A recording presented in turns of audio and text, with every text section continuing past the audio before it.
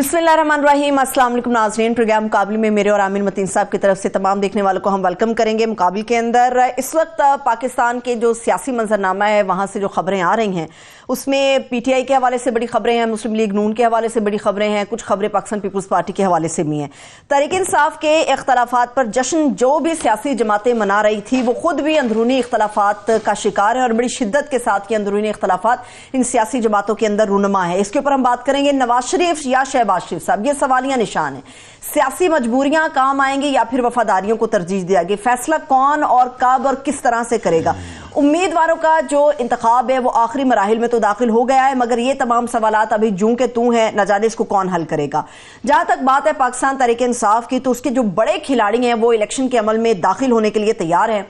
आरओज़ की तरफ से जो मज़ीका खेज किस्म के एतराज़ात लगाए गए थे उनके कागजात पर, उनको ट्रिब्यूनल की तरफ से उड़ा कर रख दिया गया है। कौन से ऐसे बड़े रहनुमा हैं जो इलेक्शन के इस माहौल में, इस अमल में हमें अवाम के दरमियान नजर आएंगे, और कौन से ऐसे बड़े खिलाड़ी हैं जो कि इस दौड़ में शामिल होने के कह सकते हैं कि बहुत ही करीब हैं। मुकम्मल तफसील के साथ आपको यह भी बताएंगे कि तहरीक इंसाफ के हवाले से मुख्तलिफ खबरें ये आ रही हैं कि धड़ेबंदी शायद पाकिस्तान तहरीक इंसाफ के अंदर हो गई है। अगर ये धड़ेबंदी है तो इसकी वजूहात क्या है, आमिर साहब के तज़ीम में आप लोगों के सामने रखेंगे। और इसके अलावा नून लीग के हवाले से बड़ी खौफनाक, खतरनाक किस्म की बड़ी बड़ी खबरें हैं। ये एक अंदरूनी कहानी है, मुकम्मल डिटेल के साथ ये आपके सामने रखेंगे। सबसे पहले आमिर साहब, ज़ेरे ताब हमें नजर आती है पाकिस्तान तहरीक इंसाफ और जगह जगह जिस तरह से गिरफ्तारियां थी। कल रात भी बड़ी हंगामी खबरें आ रही थी PTI के लीडर्स के हवाले से, पेशावर से, पंजाब से, सिंध से, बलूचिस्तान से बड़ी खबरें आ रही हैं। आज कह रहे थे कि बड़ी खुशी की बात यह है कि PTI के बड़े नाम हमें इस वक्त इलेक्शन के समल में अवाम के दरमियान नजर आएंगे। नहीं, इतनी खुशी की अभी बात नहीं है। खुशी के खुशी मनाने से पहले अभी काफ़ी मराहल हैं। सिर्फ ये है कि जो पहले फिगर आ रहा था कि 90% उनके कागजात नामजदगी जो है ना वो रिजेक्ट हो गए हैं, तो वो लग रहा है कि वो 50 और 90 के दरमियान में कहीं फिगर आ गया है। पर नंबर इतने मैटर नहीं करते, अफराद मैटर करते हैं कि कौन कौन से लोग हैं इम्पॉर्टेंट, ख़ास तौर पे फर्स्ट ईयर के अंदर या सेकंड ईयर के अंदर जो नहीं आते हैं। वरना अगर थर्ड फोर्थ ईयर के लोग आ जाते हैं, मतलब निचले के अननोन किस्म के आते हैं। दही इलाकों में इसकी अहमियत ये है कि शहरों में तो फिर भी पार्टी का वोट बहुत ज़्यादा होता है, गाँव के अंदर और इवन शहरों के अंदर भी कुछ हद तक वो हैवी वेट सिलेक्टेबल्स जो मैटर करते हैं। इलेक्टेबल अपने कोई धड़े के लेके आता है 20-30 हज़ार, कोई पार्टी के मिल जाते हैं, कोई स्विंग वोट मिल जाता है, तो ये कॉम्बिनेशन मिला के जो है फिर वो जीत और हार होती है। तो एक बहुत बड़ा आपको धचका लग जाता है कि जब पता चले इलेक्टेबल ही नहीं रहा, जिसके राब्ते होते हैं जो 5 साल उसके ऊपर या 10 साल से एक कॉन्स्टिट्यूंसी के ऊपर काम कर, एकदम कैंडिडेट बदल जाता है, तो नया कैंडिडेट आता है, उसको पता ही नहीं है कि हमारी हर किस महल्ले में कौन हमारा बंदा है और किसने किस तरीके से एक निज़ाम होता है ना पोलिंग डे पे वोट भुगताने का, वो निज़ाम डिस्टर्ब हो जाता है। सो फ़र्क बहुत ज़्यादा उससे पड़ता है। कोई आप कह सकती हैं बड़े आराम से 20 से लेके 30% डिपेंडिंग ऑन द पर्सन ये फ़र्क पड़ जाता है। तो अभी सूरत हाल ये है कि अफराद में पहला टीयर तो जाहिर है वो इमरान खान तो फारिग हैं, वो तो उनका तो बहुत ही कम इम्कान है कि उनकी जो पेशियां हैं जहाँ जिन जिन केसेस में उनकी कन्विक्शन हुई हुई है या होने वाली है, ये नहीं नज़र आता कि ये इलेक्शन 8 फरवरी से पहले ये जाएगी। तो वो तो खुद भी तैयार हैं, इसीलिए उन्होंने दस्तबरदार भी हो गए। मगर उसके बावजूद, वैसे बाय द वे आपने कल सही पॉइंट आउट किया था कि क्योंकि अभी फ़िलहाल इस वक्त स्टेटस ये है कि बल्ले का, क्योंकि पार्टी का जो इलेक्शन थे इंटर पार्टी वो रिजेक्ट हो गए हुए हैं, सो गौहर खान साहब अभी चेयरमैन नहीं है। इस वक्त इमरान खान ही चेयरमैन हैं, क्योंकि वो नया वाला इलेक्शन जो है वो कलअदम करार दे दिया गया है जब तक कि वो वापस अदालत के जरिए अगर बहाल नहीं होता। तो वो ये भी है, ये भी एक मरहला है कि फ़र्ज़ करें नॉमिनेशन के पेपर से आगे निकलेंगे और इनके जो मेन उम्मीदवार हैं वो कामयाब हो भी जाते हैं, इलेक्शन लड़ने का मौका भी मिलता है, तो ये भी देखना है कि वो किस पार्टी के से कर रहे हैं, बल्ले के निशान PTI के फोरम से कर रहे हैं या किसी और पार्टी B, C, D कर रहे हैं कि इंडिपेंडेंट लड़ रहे हैं। अगर इंडिपेंडेंट की तरफ चले गए तो फिर तो हम बता चुके हैं, क्योंकि कोटे की सीटें जो हैं 70 सीटें नेशनल असम्बली के अंदर और सूबों के अंदर भी जो कोटे की हैं वो नहीं मिल पाएंगी, जिससे कोई भी पार्टी अगर वो उसके ये कोटे रिजर्व सीटें उसको नहीं मिलती तो वो इलेक्शन के उसके प्रॉस्पेक्ट्स बड़े ही गवर्नमेंट बनाने के कम रह जाते हैं। आमिर साहब, कितना इस चीज का इम्कान है कि अगर आजाद हैसियत में ये तमाम लोग पीटीआई से जो ताल्लुक रखते हैं अगर लड़ते हैं तो हॉर्स ट्रेडिंग जिसके हवाले से हमेशा कहा जाता है आगे एक लाइन खींचनी है, उसका कितना खतरा है? फिर वो आजाद में देखें, एक तो 3-4 बड़े नुकसान होते हैं। तो सेकंड ऑप्शन तो उनकी ये होगी या होनी चाहिए कि अगर पीटीआई नहीं है तो वो जिस तरह बताया जा रहा है कि शेरानी साहब की किसी ने वो जो है ना JUI समीउल का भी नाम ले दिया, मगर मेरा ख्याल है शेर अफजल मरवत साहब जो है हमारी पार्टी के अंदर जो है शेरानी साहब का जो JUI का जो फैक्शन है उसके जरिए उन्होंने बताया था कि हमारी उनसे बात है। मगर वो कह रहे हैं कि B के अलावा C D प्लान B है और भी कई पार्टियों से होगा। मगर अगर नौबत ये आती है तो कि इंडिपेंडेंट लड़ना पड़े तो वो तो बिल्कुल सियासी मौत है। वो इसलिए कि ये 70 सीटें तो नेशनल असम्बली की ये निकल गई, उसके बाद इंडिपेंडेंट अगर खड़े हैं तो एक कन्फ्यूजन है, पता ही नहीं है कि पीटीआई का कैंडिडेट कौन है या किसको कौन ऑफिशियली डिक्लेयर्ड है। तो वहाँ 5-5 लोग होंगे, 5-5 उनके निशान होंगे, किसी ने कनस्तर लिया हुआ है, किसी ने देश की ली हुई है, तो एक बिल्कुल अफरा तफरी हो जाएगी और कन्फ्यूजन मजीद दूसरा धचका लग जाता है। तीसरा धचका ये लग जाता है कि अगर वो इंडिपेंडेंट आ जाते हैं तो इंडिपेंडेंट तो फिर वो उनको पहले ही यही हाल है, तो कान से पकड़ा जाएगा, किसी को जेल में कर दिया जाएगा, तो वो आप लोटा बनाना बड़ा आसान हो जाता ना कि वो बड़े आराम से उनको किसी भी पार्टी में शमूलियत भी कर सकते हैं।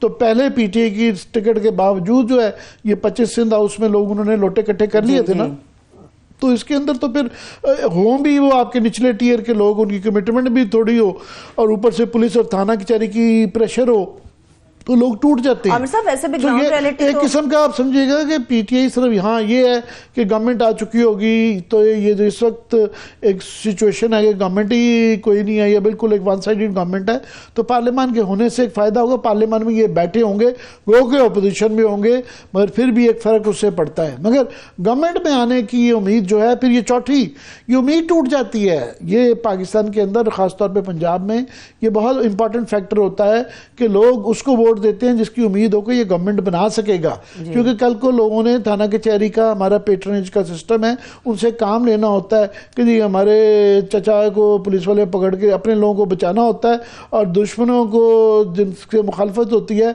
उनको अंदर कराना होता है। यही पाकिस्तान की सोसाइटी का निज़ाम है और उसका ये एक फैक्टर होता है कि उम्मीद हो जिस पार्टी की उसको एक बड़ा एज होता है। अब आ जाते हैं पहले मरहले पे वापस। मैं इसके ऊपर आती हूँ, मगर मैं आपकी इजाजत से वेलकम करना चाहूंगी। इस वक्त हमारे साथ साबिक विफाकी वजीर मोहम्मद अली दुरानी साहब मौजूद हैं। दुरानी साहब, बहुत शुक्रिया आपके कीमती वक्त का। जी, दुरानी साहब से मैं बिल्कुल एक्सपर्ट ओपिनियन लेता हूँ। मैं क्विकली जरा बता दूं कि इस नॉमिनेशन पेपर्स की जो पहला मरहला है उसकी मैं सूरत हाल ये है कि अभी जो है प्रोसेस है, कुछ लोगों के ईमान ताहिर, शेख रशीद, फरदौस शमीम, इजाजुल हक, राजा बिशारत, इनके जो हैं जो रिजेक्टेड नॉमिनेशन पेपर्स थे वो एक्सेप्ट हो गए हैं, इनको इजाज़त मिल गई है इलेक्शन लड़ने की। इमरान खान अभी आउट हैं और परवेज़ लाई, शाहमूद कुरैशी, अली मोहम्मद खान, असद कैसर, मुराद सईद जो हैं उनके अभी भी मुस्तरद हैं कागजात। उसके बाद शाह महमूद कुरैशी साहब जो हैं, या देखें ना इमरान खान तो आउट हो गए सेकंड ईयर उनका, फिर अब आ जाता है असद उमर, वैसे ही रिटायर्ड हो गए हैं, तो फिर शाह महमूद कुरैशी रह जाते हैं। तो उनकी शाह महमूद कुरैशी और उनके बच्चे ज़ैन कुरैशी और मेहरबानो कुरैशी की अपीलों पर अभी दफ्तरी एतराज़ात ख़त्म हुए हैं। और उसके बाद फिर दूसरे वाइस प्रेसिडेंट जो उनके सीनियर मोस्ट अब बन जाते हैं क्योंकि वो पीटीआई ज्वाइन कर चुके हैं, वो परवेज़ लाई, मुनिस लाई और उनकी बेगम साहबा कैसरा लाई की अपीलों पर रिटर्निंग अफसर से जवाब तलब किया गया है। तो ये लाई ख़ानदान के जो कागजात मुस्तरद होने के बाद अपीलों पर रजिस्ट्रार ऑफिस का एतराज़ ख़त्म हो गया है, मगर अभी ये प्रोसेस हुआ नहीं है। और आज़म स्वाति साहब की ट्रिब्यूनल पर उन्होंने नवाज शरीफ की ऑब्जेक्शन है वो सिलसिला भी जारी है। डॉक्टर जुल्फकार मिर्ज़ा, फहमीदा मिर्ज़ा, हुसैन मिर्ज़ा, असाम मिर्ज़ा की अपीलों पर रिटर्निंग अफसर नुआन को नोटिस हो चुका हुआ है। उसके बाद फवाद चौधरी की अपील पर इलेक्शन ट्रिब्यूनल ने कल इलेक्शन कमीशन को नोटिस जारी कर दिया है। तो काफ़ी लोग हैं ये लटके में, जब इसकी हतमी आएगी तो पिक्चर क्लियर होगी, ये पता चलेगा कि कौन कौन लड़। अच्छा, गालिबन आमिर साहब, जो ईमान ताहिर की आपने गुफ्तगू की, उनकी वालिदा नाज ताहिर साहिबा भी खड़ी हैं, उनके भी कागजात मंजूर हुए और कराची से गालिबन हलीम आदिल शेख साहब हैं, वो भी इलेक्शन के अंदर प्रोसेस के अंदर नजर आएंगे। प्लीज, ये चीदा मैंने नाम लिए हैं, ऑफ कोर्स अभी काफी सारे नाम होंगे। जब ये पूरा प्रोसेस होगा फिर पिक्चर क्लियर होगी। पर मैं चाहूंगा कि दुरानी साहब से इन्होंने भी मुझे 85 से तो याद पड़ता है, इनको हम देख रहे हैं इलेक्शन और पॉलिटिकल दुरानी साहब तक आमिर साहब गालिबन को टेक्निकल वजूहात की बिना पर आवाज नहीं अभी जा पा रही। दुरानी साहब की तरफ जाते हैं, अभी ये मामलात जो हैं वो थोड़े से दुरुस्त हो जाएं। तो ये वो बड़े बड़े लोग हैं आमिर साहब जो इसमें शामिल हो गए। मैं आपके सामने एक और चीज भी रखती हूँ आमिर साहब, और आपसे चाहती हूँ कि आप मेरी इस्लाह भी करें और थोड़ी रहनुमाई करें। एक कॉमन निशान की जो जंग है बल्ले से हटके, वो इसलिए भी जरूरी है कि हमारी जो ग्राउंड रियलिटी है वहां पर अवाम की कोशिश ये होती है कि जो एक कॉमन निशान है उस पर ठप्पा लगता है। लोग उम्मीदवार का नाम कम पढ़ते हैं और निशान पे ठप्पा ज्यादा लगाते हैं। इसकी वजह से भी इलेक्शन का प्रोसेस जो है पीटीआई के लिए वो बड़ा तशवीशनाक है। हमारे पास कोई एक निशान नहीं जी, निशान से बहुत फर्क पड़ता है। एक पार्टी की पहचान होती है और खास तौर पे इनकी पीटीआई की तो बल्ला, क्योंकि इमरान खान जो थे वो क्रिकेटर थे और बैट उन्होंने निशान लिया, तो उसकी एक सिर्फ मुहावरती किस्म की अहमियत नहीं है, वो उसका सिंबलिज्म बहुत इस्तेमाल करते रहे हैं। उनकी आधी तकरीरें जो हैं वो क्रिकेट के मुतल्लिक हैं कि बल्ला आएगा, एक गेंद के अंदर 3 विकेटें ले लेंगे और बल्ला यूं चल जाएगा। बल्ला तो बल्ले के इर्द गिर्द सारी पार्टी की जो है ना वो मिथ बनाई गई है। तो अगर बल्ला चल जाता है, वो जितना मर्जी कहें कि आजकल सोशल मीडिया बहुत ज़्यादा आ गया है। अब देखें, आईजे कभी पहले साइकिल होती थी, उससे पहले जो है कौमी इत्तेहाद का हल होता था, तलवार थी पीपल्स पार्टी के जो कि तीर पे आ गए हैं। तो ये वो कहने को, वो अपने आप को हौसला देने के लिए वो कहते हैं कि जी इतना फ़र्क नहीं पड़ेगा, सोशल मीडिया आ गया। अगर सुबह लोगों को कान में बता दिया जाए कि आज से हमारा निशान बल्ले की बजाय लेट से कोई कनस्तर हो जाता है, तो लोग उधर कनस्तर को वोट डाल देंगे।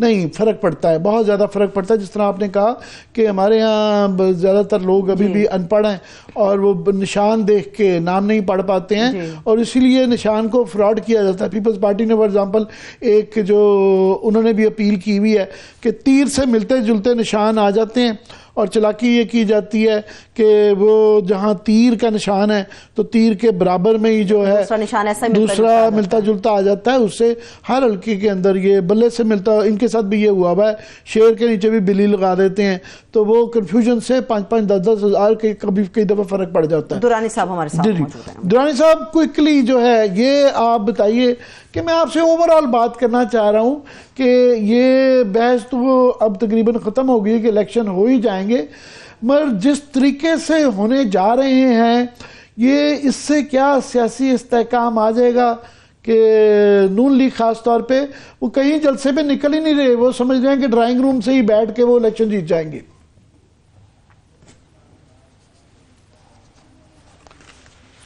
बिस्मिल्लाहिर्रहमानिर्रहीम। ड्राइंग रूम में भी नहीं, बल्कि वो तो किसी टीवी प्रोग्राम में भी नहीं आ रहे, वो तो पब्लिक को भी नहीं फेस कर रहे, वो किसी किस्म का भी कोई पॉलिटिकल डिस्कोर्स जो है उसका, उससे उनकी लीडरशिप भाग रही है। जहाँ तक आपका क्विक सवाल है कि जी इलेक्शन की जो मौजूदा सूरत हाल है, मैं समझता हूँ कि बल्ले का निशान छीनने का जो अमल इलेक्शन कमीशन ने किया है उसकी वजह से इखलाकी तौर पर तो बल्ले को जीत हो चुकी है और पूरी दुनिया के अंदर और पूरा जो जमहूरी अमल है उसके अंदर से ये बात साबित हो गई है कि किसी एक पार्टी को रोकने के लिए डिस्टॉर्शन कर रहा है इलेक्शन कमीशन और वो किसी को रोकने के लिए अपना जोर इस्तेमाल कर रहा है। उसकी वजह से एक इंतज़ामी इदारा, आईनी इदारा, जिसकी जिम्मेदारी सियासी पार्टियों को तहफ़्फ़ुज़ देना और उनके हकूक़ का तहफ़्फ़ुज़ होता है, वो एक 28 साल पुरानी पार्टी से उसका इंतखाबी निशान छीनने के लिए कुश्ती कर रहा है। कोई आईनी और कानूनी जंग नहीं कर रहा, बल्कि इंतज़ामी दरफुतनियों के ज़रिए जो है वो किसी को इलेक्शन के प्रोसेस से किसी निशान को गायब करने की कोशिश कर रहे हैं। शायद वो कर सके या ना कर सके, अगर कर दिया तब भी उसी की हार है और अगर ना किया उस सूरत में तो फिर अगला अमल शुरू हो जाएगा। और अगला अमल यह है कि आपने अगर फेयर एंड फ्री इलेक्शन कराने हैं फिर तो आवाम की राय कुछ और बता रही है।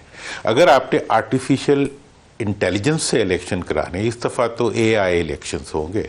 अगर एआई इलेक्शंस हुए तो उस सूरत एआई से नाज़रीन को मैं एक्सप्लेन कर दूं दोबारा, आपने बताया अभी कि इससे मुराद आर्टिफिशियल इंटेलिजेंस है, तो ये बड़ी अच्छी आपने इस्तेलाह बताई है कि इस दफ़ा एआई इलेक्शन होंगे, कि ये पिछली दफ़ा आरटीएस की इस्तेलाह मशहूर हुई थी, तो इस दफ़ा एआई के इलेक्शन है। ये अच्छी इस्तेलाह है, प्लीज़ जारी रखिएगा।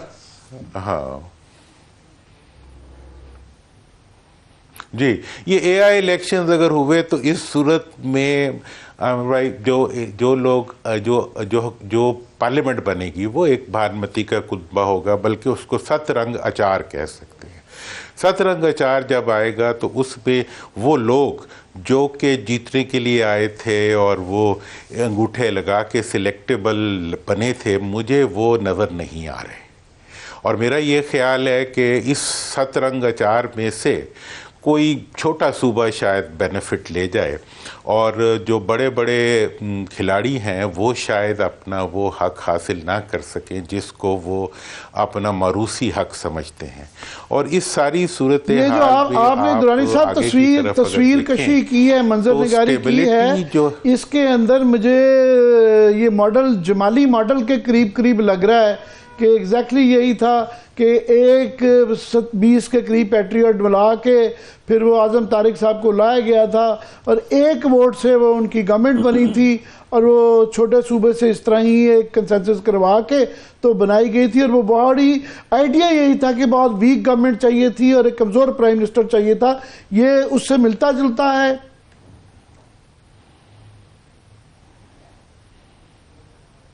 मेरा तो ये ख्याल, उस वक्त आपको पता है हम भी हुकूमत के आसपास ही होते थे, हुकूमत आप कैबिनेट के वजीर थे। एक साहब से पूछा, मैंने कहा ये जो इतनी मार्जिन पे खड़ी हुई हुकूमत, जी मैंने कहा ये इतनी मार्जिन पे खड़ी हुई हुकूमत क्या चलती रहेगी? उन्होंने कहा ये जो मार्जिन पे खड़ी हुई होती हैं ये ज़्यादा चल जाती हैं, अक्सरियत वाली हुकूमतें मच्छर जाती हैं। तो इसलिए ये जो मार्जिन पे खड़ी हुई हुकूमत है ये हो सकता है चल भी जाए, और इसको चलने के लिए जो एजेंडा होगा वो मैंने आपको पहले भी एक दफ़ा बताया था कि मैं नेशनल यूनिटी गवर्नमेंट का एक फार्मूला मैंने दिया था इन सियासतदानों को कि अगर सियासतदानों में शऊर होता तो वो अपने इनिशिएटिव के ऊपर एक ऐसी हुकूमत बना लेते जो कि अवाम की मुंतखब होती और इनकी अपनी ख्वाहिशात के मुताबिक होती और एजेंडा उसका नेशनल होता। होगा अभी भी वही, बनेगी एक किस्म की नेशनल यूनिटी गवर्नमेंट ही अगर बनी तो उस सूरत के अंदर जो ये गवर्नमेंट होगी इसका पहला जो ऑब्जेक्टिव होगा वो मुल्क की मईशत को मुस्तहकम करना होगा और इसके साथ साथ जो आइनी और जो कानूनी इश्यूज़ हैं इस वक्त जिनको हम फेस कर रहे हैं उनके बारे में उन्हें इक़दामात डेफिनेटली उठाना पड़ेंगे। लेकिन जो इस सारी जो सिचुएशन बनेगी इसको किस तरीके से सियासी कुव्वतें डील करेंगी, अगर वो तो मुकम्मल सरेंडर करेंगी तो फिर तो एक मुल्क के अंदर एक अमन और इस्तेहकाम के साथ जो है जमहूरी अमल आगे बढ़ पाएगा। लेकिन अगर उन्होंने किसी किस्म की कन्फ्रंटेशन पैदा की तो उस सूरत में उनके लिए मुश्किलात होंगे। मतलब ये है कि इस वक्त के जो हमारे लीडर हैं उनको चाबी वाले गुड्डे बन के चलना पड़ेगा। वो था कि नेशनल गवर्नमेंट मिलजुला के सियासतदान आपस में कोई फैसला करके कोई पावर शेयरिंग कर लें तो ये मुल्क की ज़रूरत भी है। मगर अब आप ये कह रहे हैं कि वही उस तरह की ही कंप्रोमाइज किस्म की कोलिशन वीक गवर्नमेंट बनती नज़र आ रही है, मगर ये कदूरतों पे मबनी होगी। और माजी में हमने देखा है कि जब भी इलेक्शन के अंदर कदूरतें आई हैं, खुदा ना खास्ता जिस तरह 70 के इलेक्शन के अंदर कदूरतों में हमने देखा मुल्क टूट गया, 77 में देखा कदूरतों की वजह से मार्शल लॉ लग गया। तो ये कदूरतों के माजी में अच्छे नतीजे नहीं रहे, क्या कहेंगे?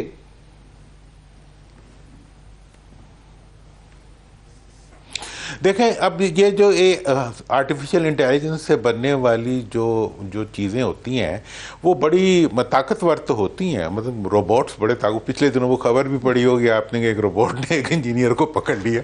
तो रोबोट बहुत ताकतवर होते हैं और बड़े असूली होते हैं, but at the same time वो उनकी जो इंटेलिजेंस होती है वो एक डायरेक्शनल होती है, जबकि पॉलिटिक्स जो है वो एक मल्टी डायमेंशनल एस्पेक्ट है।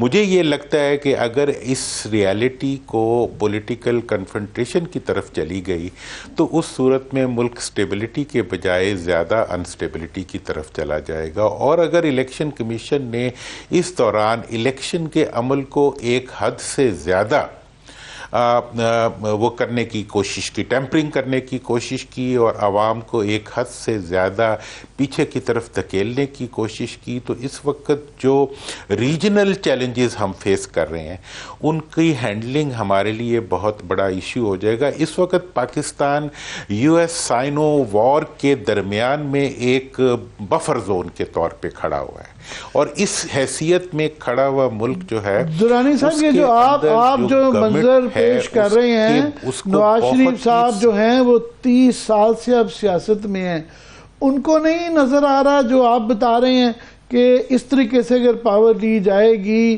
तो एक तो बड़ी कंप्रोमाइज्ड होगी, लूली लंगड़ी पावर होगी, दूसरा उसका खुमियाजा उनको भी, मुल्क को तो होगा ही होगा, उनको भी भुगतना पड़ेगा। उनको क्या खुशफहमियां हैं कि वो हर सूरत में हर हाल में पावर चाह रहे हैं?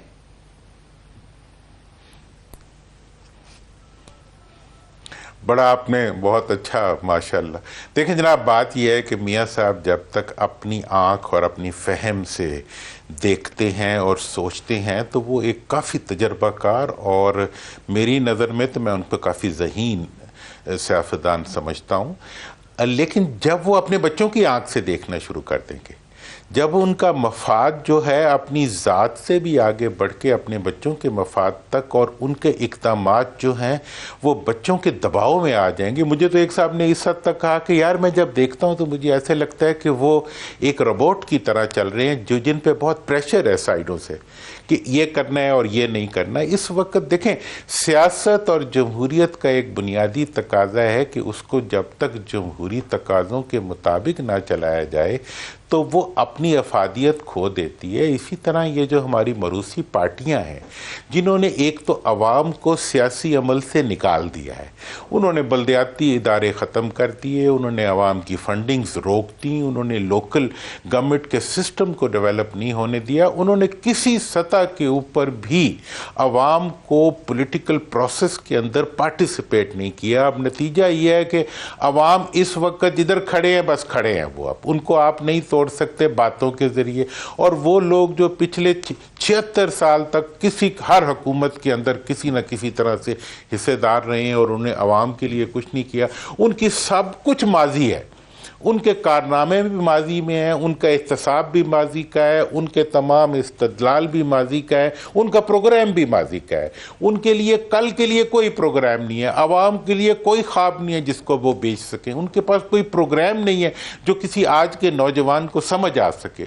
उनके पास सिर्फ यही है कि पिदरम सुल्तान बूथ जब मैं था तो मैंने ये किया था और जब मैं था तो फलां ने मेरे से ये ज्यादती की थी, मैं आऊँगा तो फलां को टांग दूंगा। This is it. इस सूरत हाल में, और आपको पता है कि जब मैंने ये रिकन्सिलिएशन की बात भी की थी, जब मैंने ये सारी बातें की थी, मेरा कोई ज़ाती इंटरेस्ट नहीं था। मैं चाह रहा था कि ये पॉलिटिकल जो हमारी इस वक्त की एलीट है, ये सियासी बड़े जो हैं, ये किसी तरह इस मुल्क के जमहूरी निज़ाम को, ये एक टर्निंग एंड है, इनके आखिरी इलेक्शंस हैं अब ना, तो ये इस वक्त नेल्सन मंडेला बन जाते, ये इस वक्त कोई सोच रखने वाले लीडर बन जाते, तो ये अपनी जो लेगेसी थी उसको एक जमहूरी अमल के हवाले करके मुल्क को एक जमहूरी ट्रैक पे चढ़ा सकते। ये तो था ना, ये थी आपकी नेक ख्वाहिशात, ये थी जो होना चाहिए था। मगर जो हो रहा है इस वक्त, आपको भी 30-40 साल से ये इसी दस्त की स्याही कर रहे हैं आप, इस तरह के इलेक्शन आपने पहले कभी देखे हैं? क्योंकि एक दफा कुछ आर्गुमेंट कुछ तो नहीं जी पाकिस्तान में तारीख रही है, इलेक्शन तो ऐसे ही होते रहे हैं। आपने इस तरह के इलेक्शन देखे हैं पहले इन हालात में?